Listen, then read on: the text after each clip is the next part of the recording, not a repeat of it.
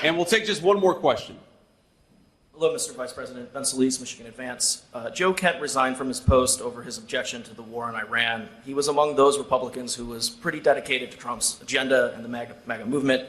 So how does his exit speak to the fracture of that coalition over the war? And what can you say to those who deeply believe in the president's agenda but are really worried about the consequences of what the war in Iran holds? Well, look, I mean, the president has said this, I've said this, nobody likes war. Right? And I guarantee the President of the United States is not interested in getting us, in the kind of long-term quagmires that we've seen in years past. I know the president. I know the way that he thinks about America's national security. That is not a risk with this president at all. What he has also said consistently for 10, 15 years, maybe even longer, is Iran cannot have a nuclear weapon, and he's willing to take action, diplomatic, ideally, but military action if he has to make sure that that doesn't happen. That's all this is about. We don't want the Iranians to have a nuclear weapon. The president's been clear about this, and that's what led to the president's decision of, about 3 weeks ago. Now, you ask about Joe Kent. Now, I know Joe Kent a little bit. I like Joe Kent. You heard the President of the United States say yesterday that he likes Joe Kent, too. But it's one thing to have a disagreement of opinion. I know the president very well. He welcomes differences of opinion. He likes it when people express their views about what should happen. He listens to everybody. It's one of the great things I like about him is that whether you're the gardener at Mar-a-Lago or whether you're the Secretary of the State, the president cares about what you think about an issue. He recognizes that everybody has smarts and everybody has wisdom.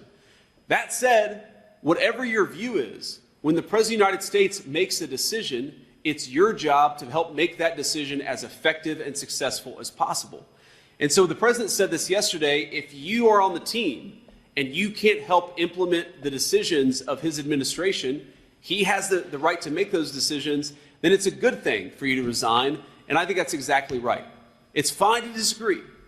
But once the president makes a decision, it's up to everybody who serves in his administration to make it as successful as possible. That's how I do my job, and I think that's how everybody in the administration should do their job, too.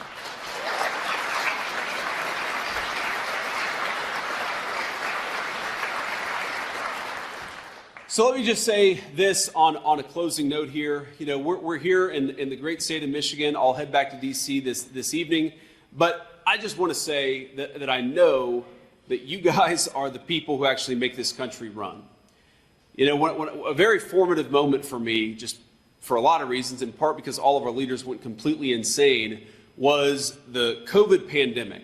And remember how they shut everything down? And I kept thinking to myself that I knew a lot of people who worked in manufacturing.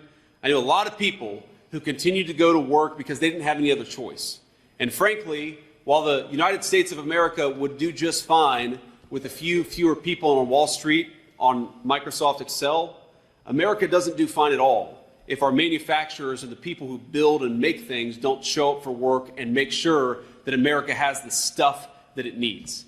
So one of the ways that we think about our administration, one of the ways that we think about our goal is that we serve you. You fought for us for long enough.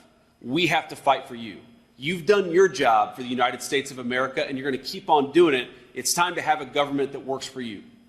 Now, I mentioned this earlier. For my entire life, the story of my hometown was another factory closed, another place that provided good jobs to the moms and dads of my friends was going overseas, another family that faced financial stress because mom or dad lost a job was getting divorced because of the financial pressures created by stupid policies coming out of Washington, D.C. And I just want you to know, I said this the first time I ever spoke as the vice presidential nominee, and I'll repeat it right now, I will never forget where I came from. Part of what we're trying to do, the biggest part of what we're trying to do, is stop the bleeding and reverse it to where factories were closing down for my entire life. Now factories are being built back up.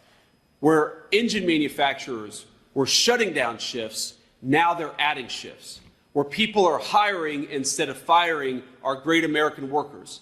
That is what we're trying to do in the Trump administration. And 14 months in, I think that we've got a lot to be proud of and a lot to build on and a lot to keep working at. But I just want you to know, thank you, but I just want you to know that no matter what you see come out of Washington from the crazy radicals, no matter what the media reports on and tells you, the President of the United States sends this message and the Vice President of the United States agrees with it wholeheartedly. You are the beating heart of the United States of America, and the Trump administration will never stop fighting for you every single day. God bless you all, and thank you for having me.